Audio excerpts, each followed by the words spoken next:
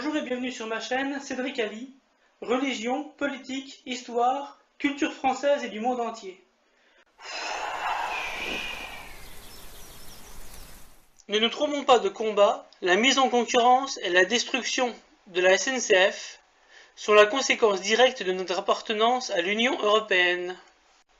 La SNCF est en passe de devenir une société commerciale de transport comme une autre, mettant complètement de côté sa mission de service public.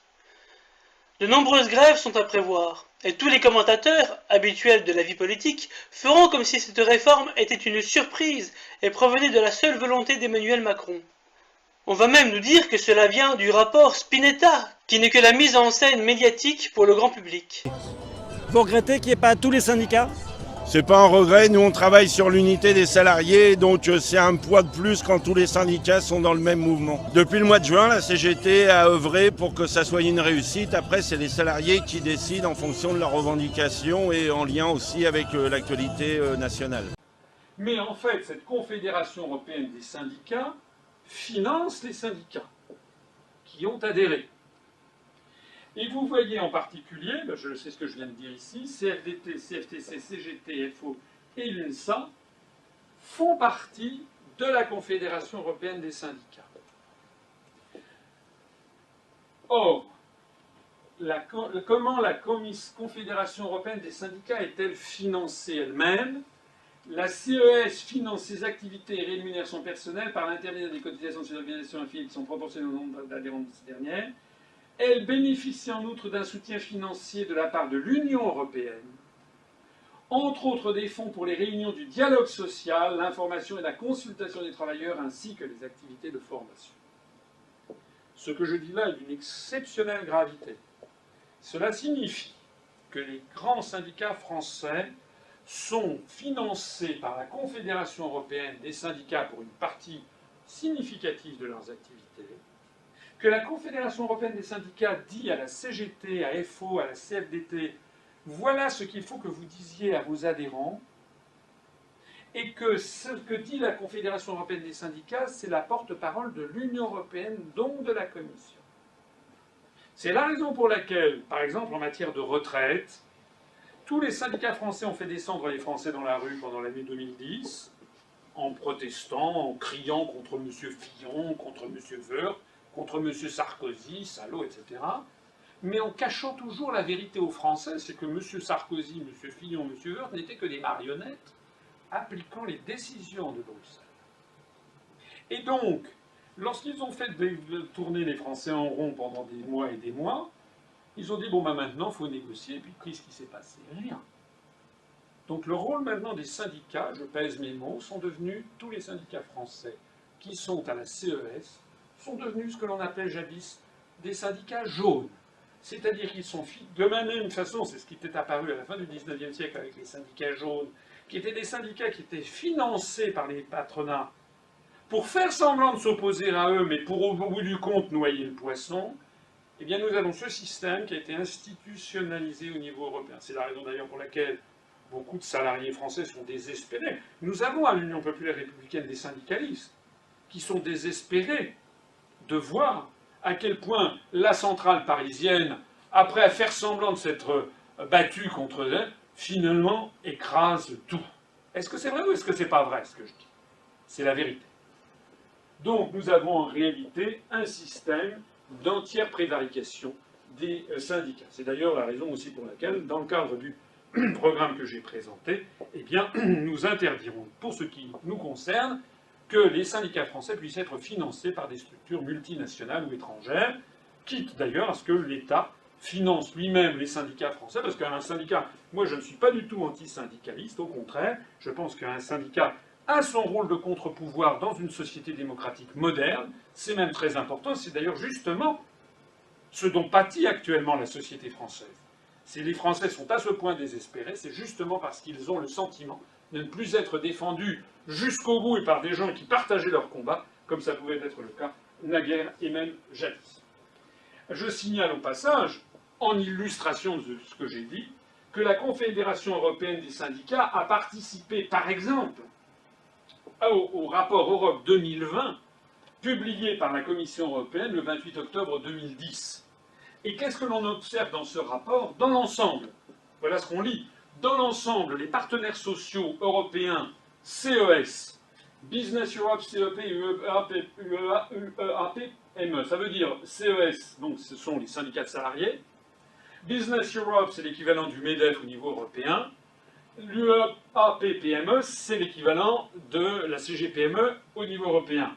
Donc dans l'ensemble, les partenaires sociaux européens ont approuvé la stratégie Europe 2020, la réforme de la gouvernance économique et l'idée d'une relance du marché unique. Ça veut donc dire que la CES, à laquelle appartient, j'insiste encore une fois, la CGT, la CFDT, etc., soutient les réformes indispensables dites de gouvernance économique. Tous sont convenus de la nécessité de coopérer pour appliquer la stratégie Europe 2020. C'est pour ça d'ailleurs que dans cette société française actuelle qui va si mal, vous n'avez plus aucun corps intermédiaire qui soit là pour s'opposer à ce qui se passe. Et que les syndicats font de l'accompagnement de mesures, en faisant un petit peu mousser certaines critiques, parce que quand même ils ne peuvent pas dire que tout ce qui se passe est bien, mais en les neutralisant. C'est se moquer du monde, car c'est un long processus gravé dans le marbre par les traités européens, et qui a été directement lancé depuis au moins 1991 par de nombreuses directives européennes. Nous tâcherons ici d'expliquer les origines de cette mise en concurrence, qui est la conséquence directe et inéluctable de notre appartenance à l'Union européenne.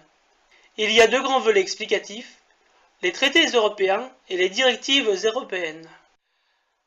La mise en concurrence des services publics et de la SNCF est gravée dans le marbre par les traités européens, les articles 106 et 121 du traité sur le fonctionnement de l'Union européenne, TFUE. Tous les Français, informés grâce à l'Union populaire républicaine, savent que la libéralisation de l'ensemble des services publics est consubstantielle à notre appartenance à l'Union européenne, puisqu'elle est gravée dans le marbre par les traités européens, qui ne peuvent se changer qu'à l'unanimité. Sous l'empire de l'article 48 du traité sur l'Union européenne, TUE. Disons d'emblée que tous ceux qui nous proposent une autre Europe prennent par conséquent les Français pour des imbéciles. Vous pourrez comparer à l'extrême droite de l'écran la longueur de l'article 48 pour changer les traités avec la longueur du célèbre article 50 qui permet de sortir de l'Union européenne pour faire le Frexit. En l'occurrence, l'article 106 du traité sur le fonctionnement de l'Union européenne, TFUE, impose de facto la mise en concurrence de tous nos services publics. Il dispose en effet que les États membres, en ce qui concerne les entreprises publiques et les entreprises auxquelles ils accordent des droits spéciaux ou exclusifs, n'édictent ni ne maintiennent aucune mesure contraire aux règles des traités, notamment à celles prévues aux articles 18 et 101 à 109 inclus, c'est-à-dire sur la concurrence. Les entreprises chargées de la gestion des services d'intérêt économique général ou présentant le caractère d'un monopole fiscal sont soumises aux règles des traités, notamment aux règles de concurrence, dans les limites où l'application de ces règles ne fait pas échec à l'accomplissement en droit et en fait de la mission particulière qui leur a été impartie. Le développement des échanges ne doit pas être effectué dans une mesure contraire aux intérêts de l'Union. La Commission veille à l'application des dispositions du présent article et dresse, en tant que de besoin, des directives et décisions appropriées aux États membres. Tout est dit. Le seul bémol serait, dans la limite où l'application de ces règles ne fait pas échec à l'accomplissement en droit ou en fait de la mission particulière qui leur a été impartie. Mais vous verrez que l'article 121 du TFUE sur les fameuses grandes orientations de politiques économiques, de même que les directives, ne laisse aucun doute. L'article 121 du TFUE prévoit chaque année les grandes orientations de politiques économiques, GOPE. Ce sont des recommandations, avec des guillemets, de politiques économiques et sociales émises par la Commission européenne, non élue, à chacun des États membres. C'est en fait une véritable feuille de route de la politique économique et sociale du gouvernement français, quel qu'il soit, qui est contraint de s'y plier dès lors que nous restons dans l'Union européenne. Ces recommandations, entre guillemets, sont de fait des obligations, notamment depuis le pacte de stabilité et de croissance, PSC, de 2011, et avec le six-pack. La Commission peut sanctionner financièrement les États en cas de manquement ou de retard dans l'application de ces mesures préconisées. Et comme il l'est dit dans le 4e paragraphe de l'article 121, en cas d'écart important, la Commission adresse à l'État membre un avertissement et sa situation est suivie tout au long de l'année. Si elle n'est pas redressée, la Commission peut proposer la constitution d'un dépôt correspondant à 0,2% du PIB. Pour la France, il s'agirait donc d'un dépôt de 4,4 milliards d'euros. Ces GOPE évoquent à plusieurs reprises la question des transports ferroviaires et la nécessité de sa mise en concurrence. Ainsi, dans les GOPE 2012, il était écrit, au paragraphe 16, « Il convient d'intensifier la concurrence dans un certain nombre d'industries de réseau, marché de gros de l'électricité, secteur ferroviaire, dès lors qu'à ce jour, les réformes entreprises dans ces secteurs n'ont donné que des résultats partiels. Le degré de concentration sur le marché de l'électricité reste l'un des plus élevés de toute l'Union européenne. Si la loi NOM a eu une incidence positive sur la concurrence, il convient de prendre de nouvelles mesures pour améliorer l'accès d'autres opérateurs aux capacités de production en France. Par exemple, production d'électricité hydraulique. Dans le transport ferroviaire, l'arrivée de nouvelles entreprises sur le marché demeure limitée en ce qui concerne tant le transport de marchandises que le transport international de voyageurs. Les obstacles techniques à l'accès non discriminatoire subsistent également dans le transport de marchandises.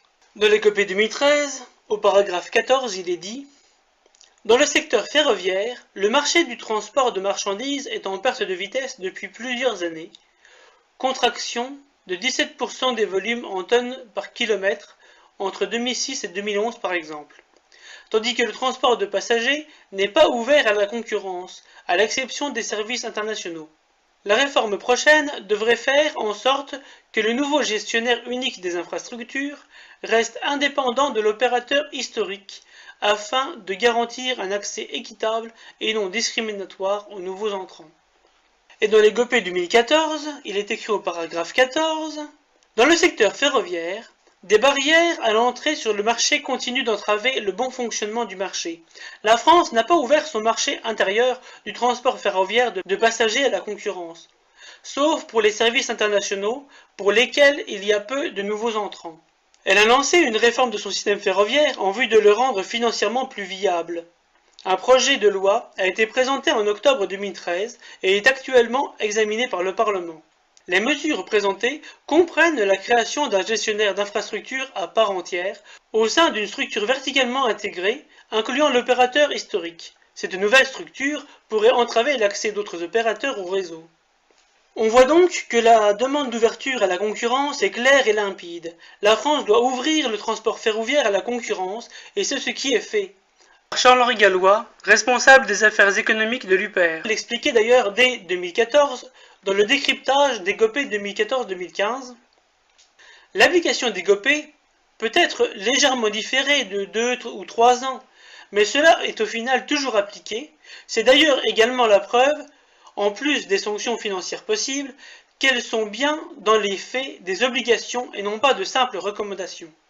Voyons maintenant l'aspect progressif et spécifique du démantèlement de la SNCF via les directives européennes. Les 5 grandes étapes de la destruction de la SNCF ont toutes pour origine directe les directives européennes. Il y a 5 grandes étapes de destruction de la SNCF qu'il convient de détailler.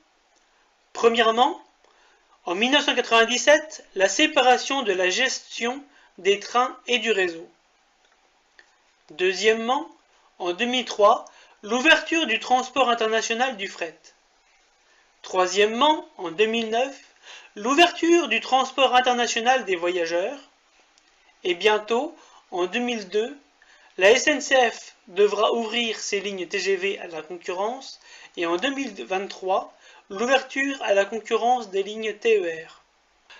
Première partie, en 1997, la séparation de la gestion des trains et du réseau. C'est ici une préparation de la mise en concurrence. Il s'agit de découpler la peu rentable gestion des infrastructures et du rail de l'exploitation des rails. On est au cœur de la logique européiste qui consiste à laisser les pertes pour les pouvoirs publics et à privatiser les profits. La SNCF gérait auparavant les deux aspects. C'est pour découpler ces deux activités que Réseau Ferré de France a été créé en 1997. Cette branche a été remplacée en 2014 par SNCF Réseau. Cela provient directement des directives européennes.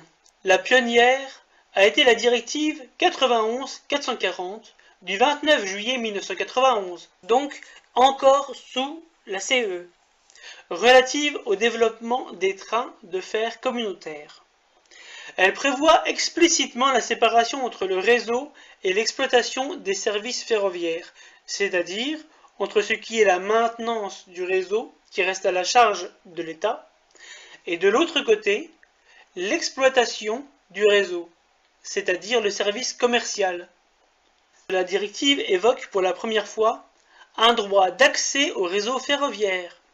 Il s'agit d'une conséquence logique de la séparation entre réseau et exploitation. Il est ainsi dit que de même qu'une route est utilisée librement par plusieurs usagers, ou qu'une route aérienne est contrôlée par des ingénieurs du contrôle de la navigation aérienne, le réseau doit pouvoir être utilisé comme une route et contrôlé comme un avion. Et le texte de la directive dit « La voie ferrée est comme une autoroute à une voie contrôlée par un contrôleur aérien ». Notez que le raisonnement est complètement absurde, car il y a plusieurs couloirs aériens et une route peut être empruntée par plusieurs voitures en même temps. Mais le rail est unique et est par conséquent un monopole par nature.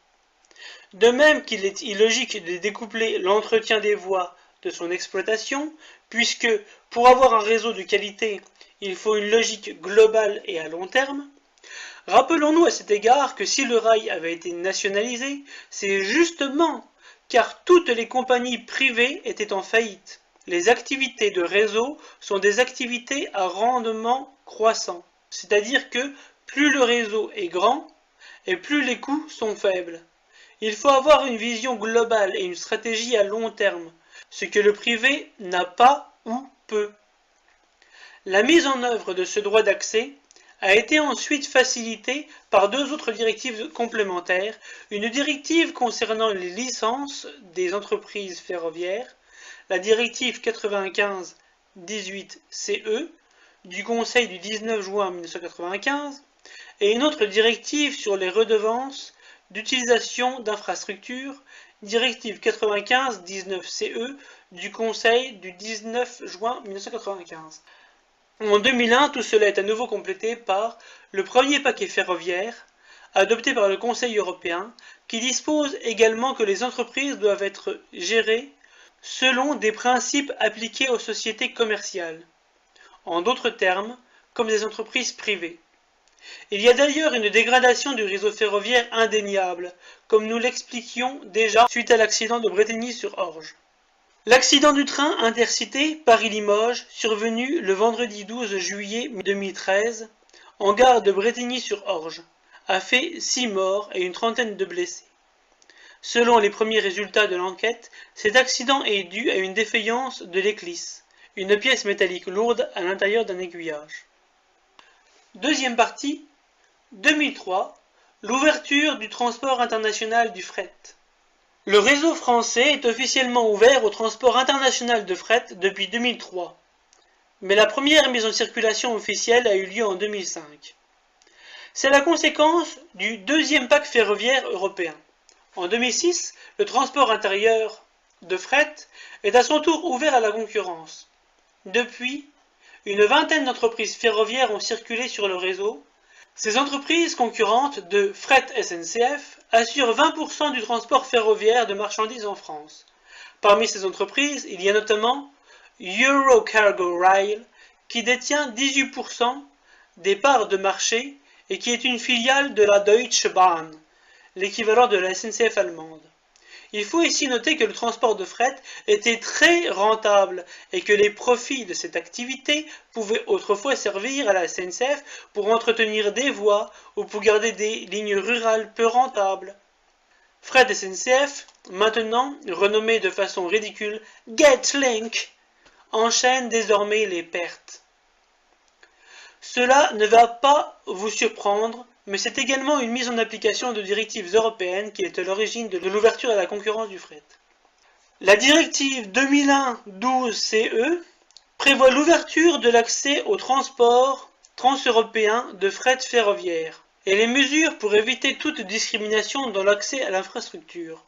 Elle impose la séparation des entités assurant l'exploitation des services ferroviaires de celles chargées de gérer l'infrastructure, et que les fonctions de répartition des capacités ferroviaires, de perception des redevances d'usage de l'infrastructure et de délivrance des licences soient assurées par des organismes indépendants. Elle impose enfin la séparation au moins comptable des activités de transport de voyageurs et de marchandises. La directive 2001/13/CE sur l'attribution des licences permet l'exploitation de services de fret ferroviaire sur le réseau transeuropéen de fret ferroviaire. La directive 2001/14/CE organise la répartition des capacités ferroviaires, la tarification des sillons et la certification en matière de sécurité. Enfin, la directive 2004/51/CE ouvre véritablement à la concurrence le fret international au 1er janvier 2006 et le fret domestique le 1er janvier 2007. Troisième partie, en 2009, l'ouverture du transport international de voyageurs.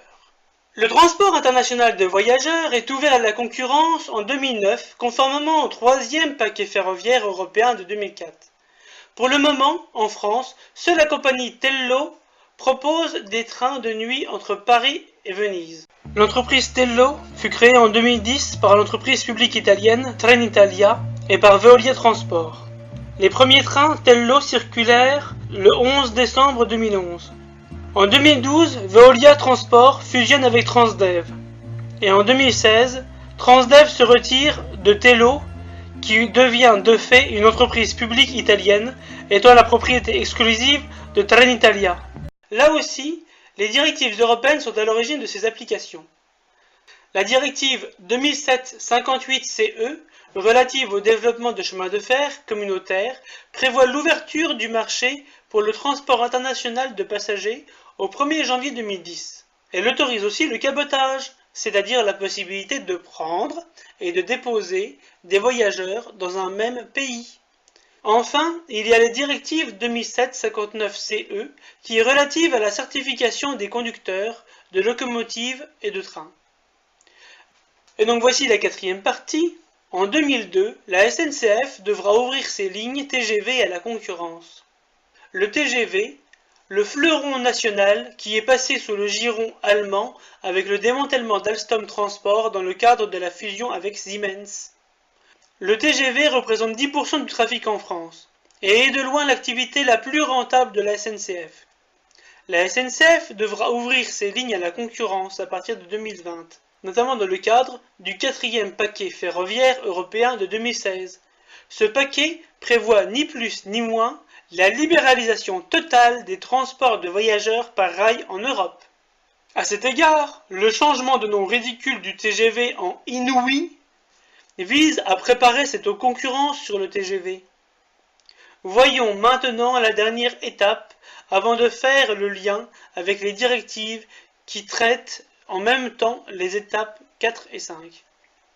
Et donc enfin l'étape suprême, l'étape numéro 5, qui aura lieu en 2023, l'ouverture à la concurrence des lignes TER. Enfin, la SNCF devra ouvrir ses lignes régionales, qui sont sous contrat de service public, les TER et les intercités. Il est prévu qu'un appel d'offres soit réalisé à partir de 2019. Notez d'ailleurs que l'UPR avait alerté et informé nos concitoyens lors des élections régionales de 2015 sur l'ouverture à la concurrence du TER. En matière de transport, nous nous opposerons à la privatisation du TER prévue pour 2019 et imposée par l'Union européenne. On rappelle qu'après 20 ans de privatisation, les Britanniques payent les tarifs les plus élevés d'Europe pour voyager dans du matériel en mauvais état qui a causé de nombreux accidents. Donc on ne fera pas la même erreur. Nous garantirons le maintien des lignes TER existantes. Nous faciliterons l'accès des gares aux personnes à mobilité réduite. Il y a encore de quoi faire.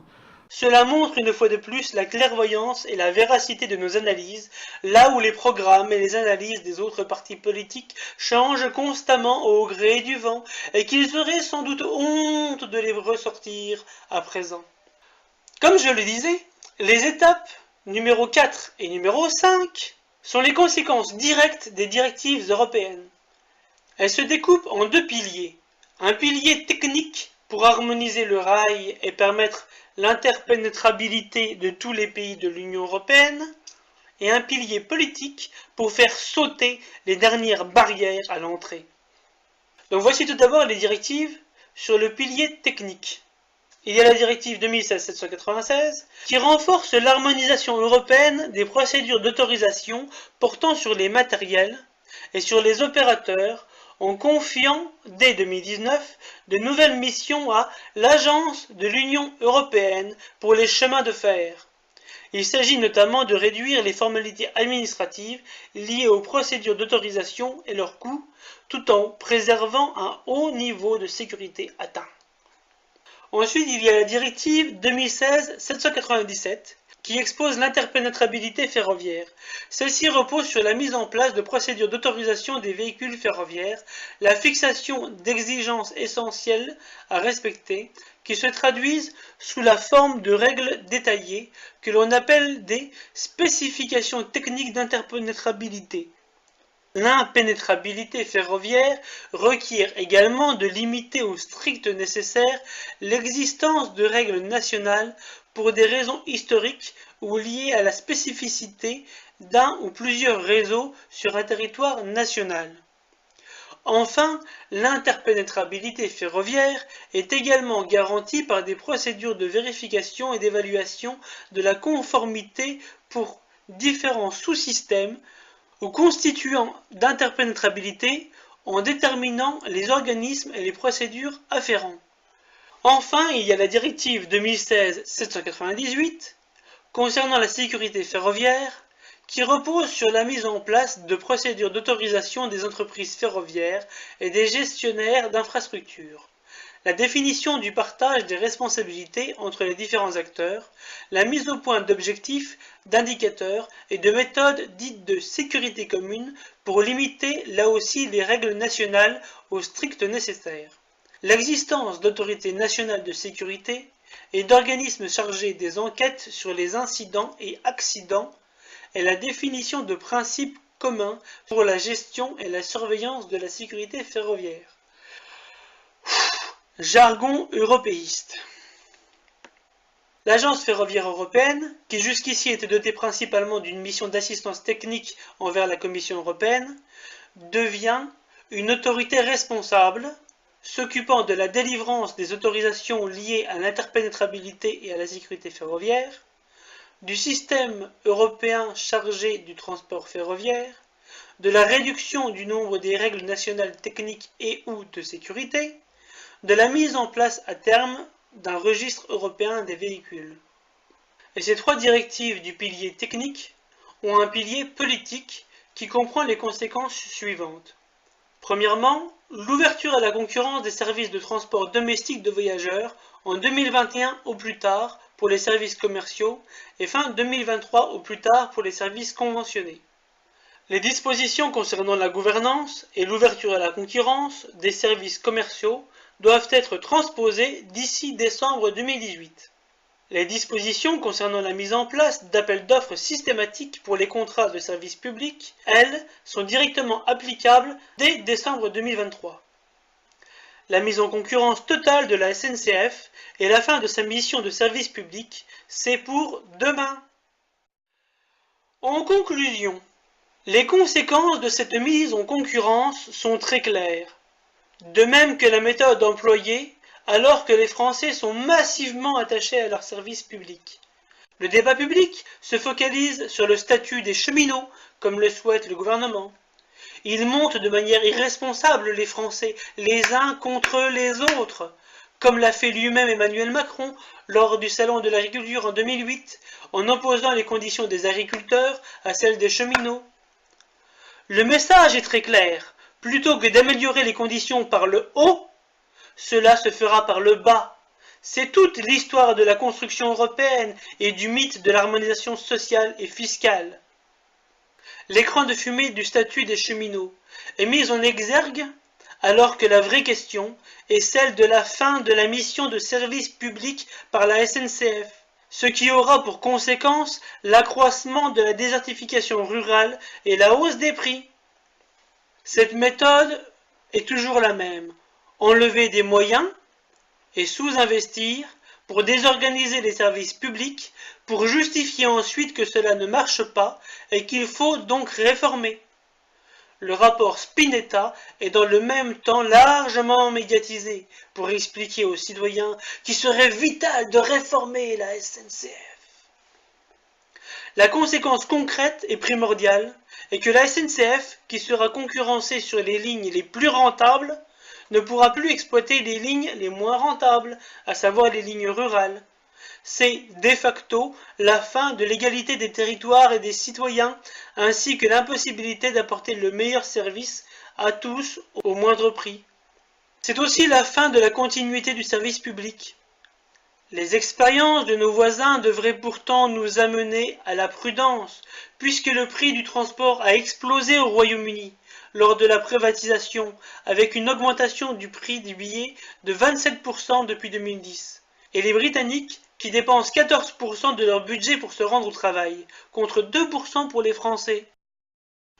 Hey friends, ça va être les 10 choses que je préfère en France. Si vous ne me connaissez pas encore, je suis une Américaine qui habite en France, qui est mariée avec un Français calédonien. Ça fait bientôt 6 ans que j'habite ici. Le transport en commun est absolument formidable pour les personnes comme moi qui détestent conduire. Aux États-Unis, j'étais obligée de conduire, c'était pas possible sinon parce que tout était trop loin. Ici, on a les trains. Pour si on veut changer de ville, on a les trams. Ici sur mon pays, là où je suis, c'est un système qui est hyper efficace. Toutes ces choses, soit on n'a pas aux États-Unis, soit normalement c'est moins bien fait. Avec l'exception de quelques villes, je sais à New York, ils ont un bon système de transport aussi, mais je trouve que c'est pas encore au même niveau qu'en France, du tout, même à New York. Mais ça c'est mon avis personnel, je préfère le système de transport public en France. Notons également que les suppressions de lignes sont anti-écologiques, le transport ferroviaire étant l'un des moins polluants. « Make our planet great again !» disait Emmanuel Macron. Because wherever we live, whoever we are, we all share the same responsibility. Make our planet great again. Plagiant benoîtement le slogan de Trump. Il semble que Bruxelles doesn't agree with that, n'est pas d'accord avec cela. Beaucoup de personnes ne verront que l'écran de fumée, qui à droite sauteront sur le statut des cheminots, ces privilégiés remplis de privilèges, et qui à gauche pointeront les conséquences de la mise en concurrence totale de la SNCF. Mais l'UPR sera en revanche bien seul pour pointer les véritables causes et pour apporter de vraies solutions. La réalité est que tout ce processus de long terme est la conséquence directe de notre appartenance à une Union européenne qui n'est pas réformable. On ne peut pas vouloir une chose et son contraire. Si l'on veut maintenir nos services publics, le Frexit proposé et expliqué depuis maintenant 11 ans par l'UPR s'impose.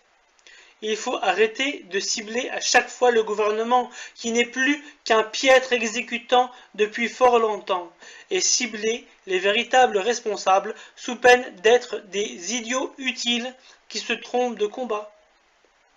Écrit par Charles-Henri Gallois, responsable des affaires économiques de l'UPR. Et comme vous l'avez vu au début de la vidéo, dans les citations d'Egopé, de 2012, 2013, 2014, ceci ne concerne pas d'ailleurs que les cheminots ou que les usagers de la SNCF. C'est la même technique qui a déjà été utilisée pour la Poste, qui va devenir My French Bank, où les pages jaunes ont été vendues et s'appelle maintenant Ce Local. De la même façon pour le gaz, EDF-GDF a été coupé, GDF a été coupé en GDF et GRDF pour le réseau, GDF est devenu GDF Suez, et GDF Suez est devenu Engie, qui est concurrencé par le loup à six pattes. De l'autre côté, il y a EDF qui est découplé avec ERDF pour le réseau, qui est lui-même devenu Enedis, etc., etc. Donc, si vous êtes un fonctionnaire et que vous êtes un européiste, autant vous suicider tout de suite, ça ira plus vite. Merci d'avoir regardé cette vidéo, il y en aura des autres, pour bientôt. Je n'habite pas sous un Tipeee, mais vous pouvez mettre un pouce bleu ou vous abonner. Salut!